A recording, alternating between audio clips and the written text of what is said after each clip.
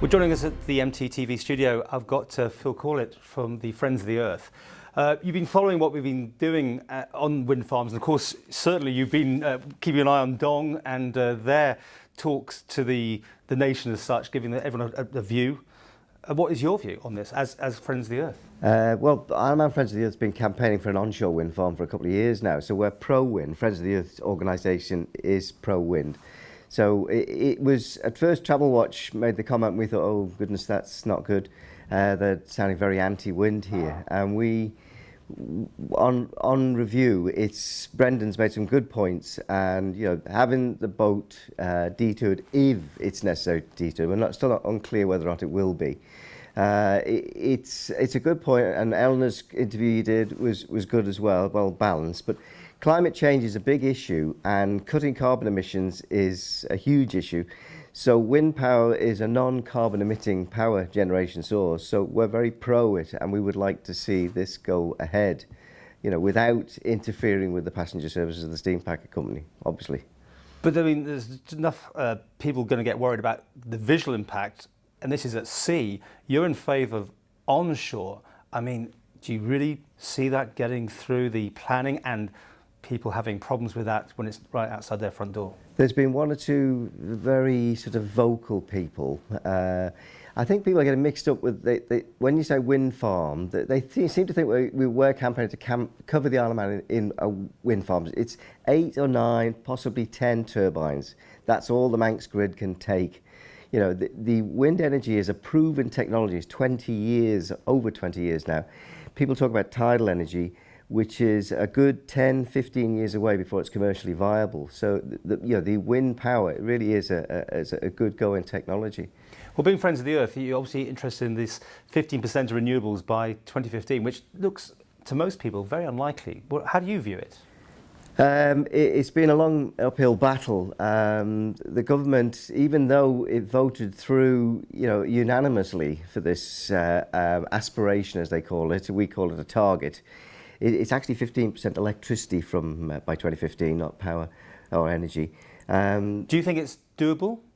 We'd like to think it was. Do you think it's doable? But we're still pushing for it. We really are. Do you think it's likely then? It's not looking too good at the moment. But we keep campaigning. We meet with Phil Gorm. We've recently met with Alan Bell. I think the MEA debt isn't helping. To put up renewables isn't. They're struggling with that one. But they really have to come to terms with the fact that we have to cut carbon emissions. We have to find a power source, a non-fossil fuel based, because gas and oil will keep going up. So we've got to plan ahead. There should be an energy policy for the future of the Isle of Man. You can't just base it on gas and oil. So. Okay. Well, I mean, you've got the solar, but obviously the wind farms is definitely looking like they're more likely to be coming online in a big way. But would you like one of these in your back garden yourself? Yes. No, seriously, it wouldn't bother me in the least. I mean, I'd love to be able to put PV up, photovoltaics on my roof, but there's trees around my area, my Marathon Road, so it doesn't work too well. Solar water heating, another renewable source, that's very efficient, pays back very quickly. Wind turbines, I find them quite graceful. There's a Radio 4 thing on recently going on about wind power or wind in general, and the wonderful description of the graceful curves, the turbines. No, some people don't find them, and I don't find them offensive.